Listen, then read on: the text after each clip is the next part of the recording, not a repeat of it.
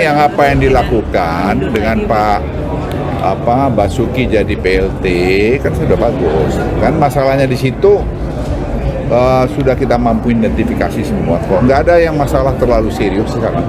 Kalau tapi sebaiknya Pak Basuki ini nanti akan tetap jadi pengganti untuk Pak Basuki tetap jadi kepala WKN-nya apa nanti? Dia PLT aja sambil nanti cari ya. Pak, lebih dari gimana Pak? Kriteria waktunya periode Pak Jokowi atau nanti setelah Pak Prabowo aja yang milih kepala DPR? Tahu tanya dua presiden itu aja. Kepala otorita EKN yang Bapak bilang tidak becus ataupun tidak bisa mengambil keputusan Pak terkait permasalahan lahan Pak. Itu kelanjutannya seperti apa Pak? Menteri Koordinator Kemaritiman dan Investasi Luhut Binsar Panjaitan memberikan respon keras soal heboh mundurnya Bambang Susantono dan Doni Rahayu dari kursi kepemimpinan Badan Otorita IKN. Luhut mengaku kesal dengan kejadian ini. Menurutnya ada masalah kepemimpinan di balik mundurnya Bambang dan Doni. Padahal menurutnya Otorita IKN adalah organisasi yang sangat kuat. Pasalnya, semua aturan pendukung sudah ada. Semua keputusan dan kebijakan bisa dilakukan dengan mudah. Namun, Luhut melihat Bambang dan Doni terlihat tidak berani ambil keputusan. Hal inilah yang membuatnya merasa kesal. Kalau Pak Jokowi juga bilang ini tidak ada masalah, kemudian juga investasi tetap kalau ada masalah, soal dong. Pasti ngomongnya tidak ada masalah. Nggak mungkin, oh ini ada masalah begini, nggak mungkin lah. Ini soal legacy. Termasuk juga belum dengan penandatanganan perpindahan ibu kota itu termasuk masalah atau? Iya pasti akan ada masalah. Misalnya mau ditempati oleh menteri dan sebagainya mulai bulan Juli ini dan seterusnya. Memangnya kedutaan besar mau pindah? Enggak lah. Di Malaysia juga kedutaan besarnya nggak pindah, tetap di Kuala Lumpur gitu. Dan masih banyak sekali persoalan-persoalan yang harus dibahas perlahan, dilakukan pembangunan jalan terus. Tapi tidak bisa buru-buru seperti sekarang kita pindah rumah aja perlu waktu setahun lebih. Masa pindah ibu kota bisa 2 tahun didudukin, ditempatin begitu kan? Ketika dikonfirmasi langsung, Luhut pun mengungkapkan ada masalah pembebasan lahan yang seharusnya bisa selesai, namun belum juga terlaksana. Padahal, ia selaku Ketua Satgas Percepatan Perolehan Tanah dan Investasi telah memimpin rapat soal pembebasan lahan di IKN. Namun menurut Luhut, keputusan rapat itu hanya tinggal eksekusi, tapi tidak dijalankan Kepala dan Wakil Kepala Otorita IKN saat itu. Pasca mundurnya Bambang sebagai Kepala Badan Otorita, pemerintah menunjuk Menteri PUPR Basuki Hadimulyono sebagai pelaksana tugas Kepala Badan Otorita. Di sisi lain, posisi Wakil Kepala Badan ditunjuk Wakil Menteri ATR Raja Juli Antoni sebagai PLT. Uangnya kan nggak jelas memang. Contoh, pertahanan, TNI AL, TNI AU, dan sebagainya itu belum ada anggarannya. Tapi Pak Luhut bilang nggak ada yang masalah kok. Ya Pak Luhut kan selalu bilang begitu, nggak heran lah. Gitu. Yang penting sekarang buka-bukaan saja. Di mana masalahnya? Menurut saya ada masalah pembiayaan di situ, ada masalah pembebasan tanah di situ. Karena saya jumpa dengan ahli waris dari Kesultanan yang mengatakan bahwa tanah mereka di Serobot di Pasar Pindah itu tanah kita secara ulayat, secara adat itu tanah dia. Ada buktinya dari pemerintah Hindia Belanda dan sebagainya. Jadi tanah itu belum beres. Waktu itu kan mau diusir tuh di kilometer berapa itu mau diusir karena 7 kepala keluarga atau bagaimana lupa saya. Itu kan rame, saya bilang nggak bisa begitu. Kalau musir-usir gitu tuh model developer kan, waktu itu wakil ketuanya dari developer. Itu nggak bisa begitu, harus pakai cara-cara birokrasi yang biasa dilakukan oleh PUPR. Masalah lahan di IKN pun menjadi pekerjaan rumah bagi Basuki. Hal itu diakui sendiri oleh Basuki. Salah satunya adalah soal penanganan dampak sosial kemasyarakatan di IKN untuk pembebasan lahan bermasalah seluas 2086 hektar. Lahan tersebut bermasalah dengan penduduk lokal di IKN. Ia buka-bukaan, ada potensi juga otorita IKN akan memindahkan proyek dari tanah yang bermasalah dengan warga. Meski begitu, penyelesaian masalah tetap menjadi prioritas agar proyek bisa dibangun di tanah yang bermasalah tersebut. Basuki mengatakan, arahan Presiden Jokowi mengutamakan kepentingan masyarakat. Bila masyarakat menerima tanahnya digunakan, maka akan direlokasi dan diberikan ganti rugi. Bila tidak ada kesepakatan, bisa jadi otorita IKN mengalihkan lokasi pembangunannya. Nah, ini yang semua serba gelap di situ. Jadi bangun. Presiden kan maunya cepat, nanti upacara. Akhirnya upacara separuh-separuh, kan costly itu. Nah, jadi maksud saya janganlah cepat-cepat gitu. Satu-satu, karena tanahnya kan juga tanah di Kalimantan itu spesifik, dia sangat lembek, tanah lempung gitu. Dan itu berbahaya untuk konstruksi. Saya atas saran dari beberapa ahli konstruksi yang kita diskusikan, itu nggak bisa main tanam-tanam gitu. Katanya sudah pakai teknologi, ya oke, tapi ini kan alam. Contoh ada bandara yang amblas 1 meter, itu urukan. Nah itu harus ditata dengan baik alam ini, jangan buru-buru gitu. Keputusan Indonesia untuk memindahkan ibu kota dari Jakarta ke ibu kota Nusantara menjadi sorotan media dunia.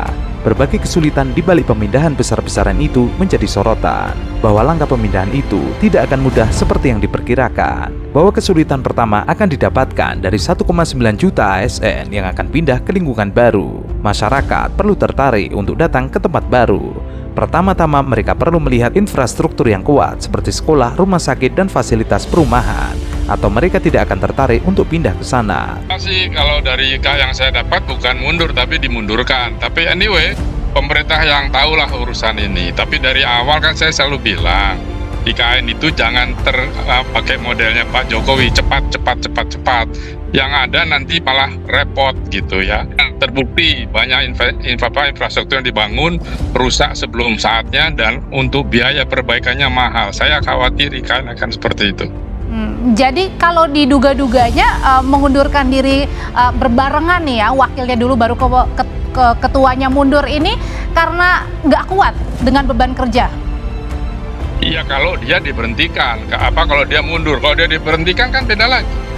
Masalah kedua kemudian muncul dari segi pendanaan. Pembangunan Nusantara diperkirakan menelan biaya sekitar 35 miliar US dollar. Namun pemerintah hanya berkomitmen untuk menginvestasikan 20% dari dana yang dibutuhkan. Pemerintah Jokowi berharap sisa 80% pendanaan akan berasal dari investor asing. Namun ada keraguan untuk menyalurkan dana ke proyek tersebut. Dan hal ini semakin menggagalkan kemajuan pembangunan IKN. Tidak akan mudah bagi pemerintah untuk mendapatkan 80% investasi asing, kecuali pemerintah dapat memberikan bukti kelayakan Nusantara dan jaminan bahwa proyek tersebut akan terus berlanjut, bahkan jika pemerintah baru mulai menjabat tahun depan.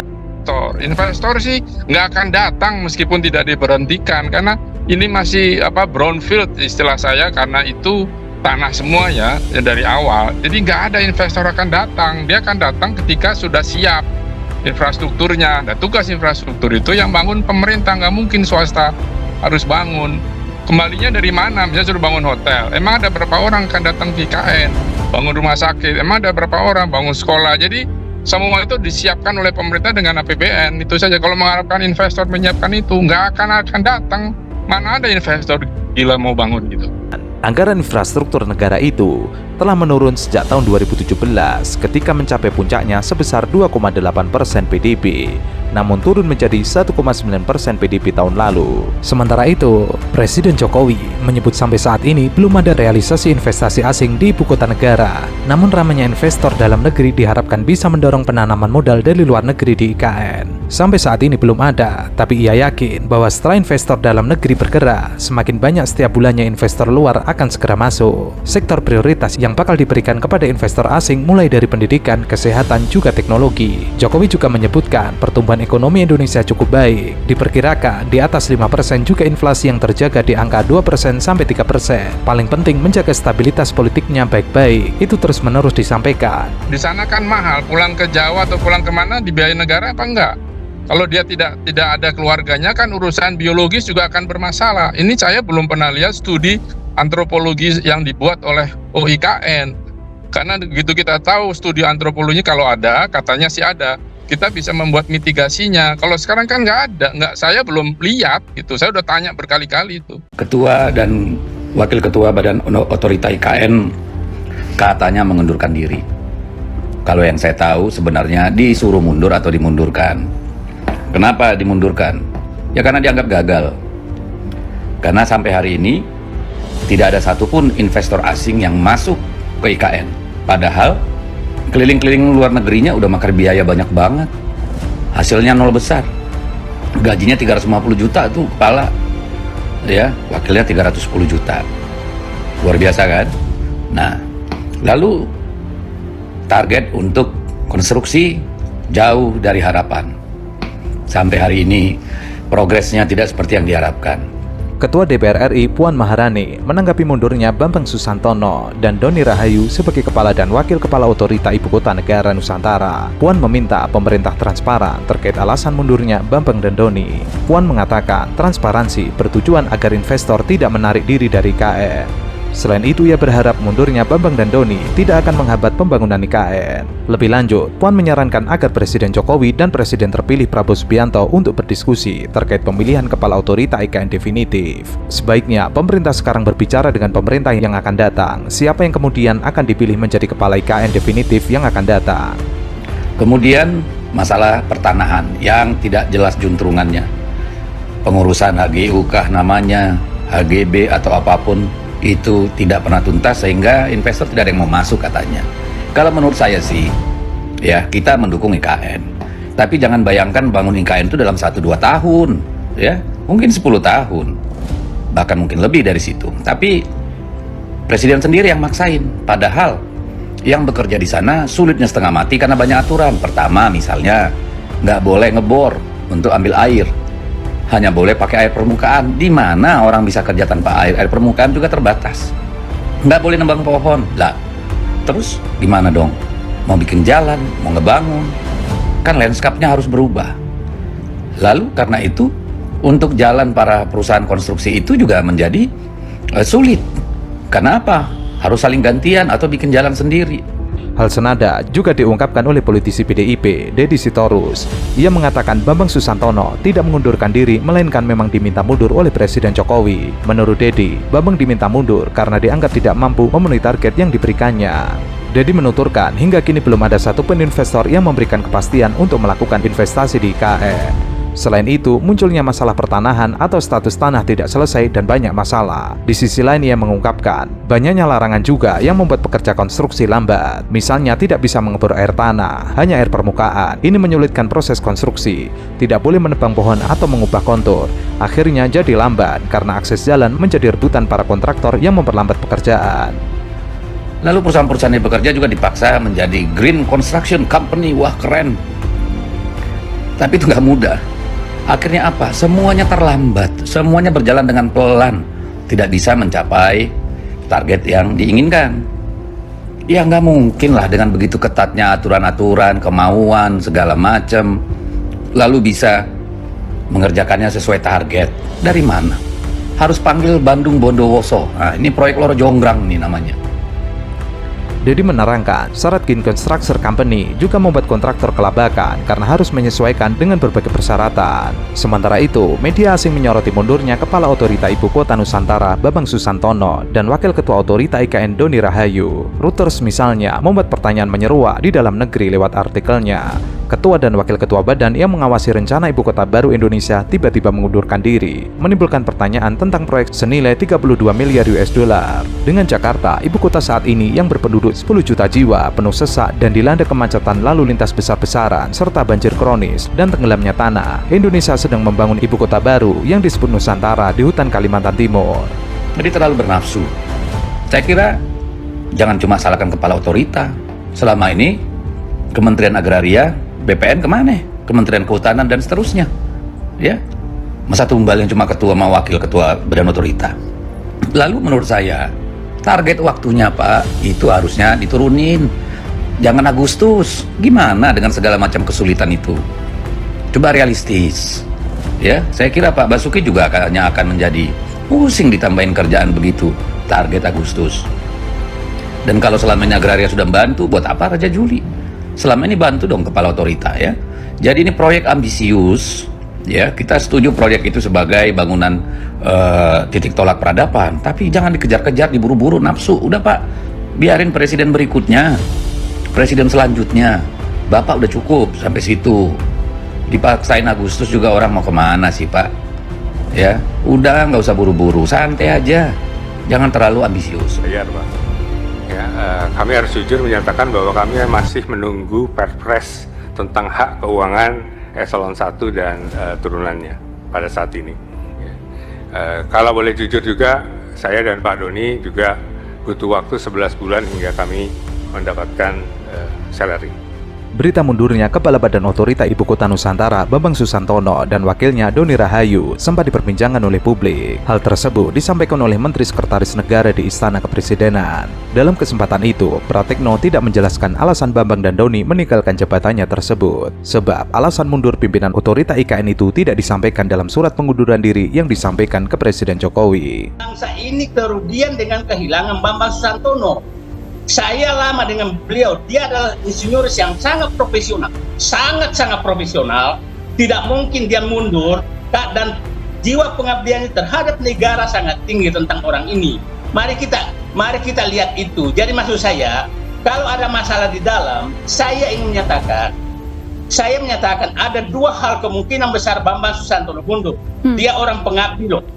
Satu, bahwa ada masalah, menurut saya ada masalah profesionalisme yang harus diperbaiki dalam pengelolaan IKN. Kedua, ada masalah amburadul yang mungkin terkait dengan integritas, itu yang perlu diperbaiki ke dalam. Namun belakangan, sedikit demi sedikit, permasalahan IKN mulai terkuak ke publik. Salah satunya, pada pertengahan tahun lalu, tepatnya pada awal April 2023, Bambang Susantono sempat menceritakan bahwa ia dan Doni Rahayu telah dibayar gajinya bahkan hampir setahun lamanya. Ia mengatakan bahwa kami masih menunggu perpres tentang hak keuangan eselon 1 dan turunannya pada saat ini. Kalau boleh jujur juga, saya dan Pak Doni butuh waktu 11 bulan hingga mendapatkan salary. Oleh sebab itu, permasalahan hak keuangan pejabat eselon 1 ke bawah akan segera dibahas. Ada teman-teman yang sudah bekerja lama dan belum dibayar. Itu kami minta konfirmasi, Pak. Apalagi bulan puasa begini, mau lebaran, nggak ada gajian, zolim kami, Pak. Kita zolim, Pak. Kalau Pak Ustadz Al-Mukarram Gus Pardi Gaus pernah ngajarkan ke saya, maka bayarlah para pekerja sebelum keringat itu kering. Bayar, Pak. Ya, kami harus jujur menyatakan bahwa kami masih menunggu perpres tentang hak keuangan eselon 1 dan turunannya pada saat ini. Kalau boleh jujur juga, saya dan Pak Doni juga butuh waktu 11 bulan hingga kami mendapatkan salary. Hal ini menyambung kabar gaji pegawai Otorita IKN belum dibayar berbulan-bulan lamanya, seperti yang ramai diberitakan sebelumnya. Dalam rapat dengar pendapat di DPR itu, Bambang menceritakan ia masih menunggu peraturan presiden atau perpres yang mengatur hal tersebut. Kemudian, pada pertengahan April 2023, Wakil Kepala Otorita IKN Doni Rahayu menyatakan Presiden Jokowi sangat mendukung percepatan penyelesaian masalah gaji pegawai yang belum dibayar berbulan-bulan. Gitu. Jadi ya sudah dibahas ini yang hak keuangan untuk pejabat eselon 1 ke bawah ini di Menko Polhukam, Ibu sekalian, dan ini meluncur ke presiden sekarang begitu. Jadi ini teman-teman saya ini merupakan teman-teman yang tangguh, Ibu sekalian. Jadi ya demikianlah kondisinya begitu ya.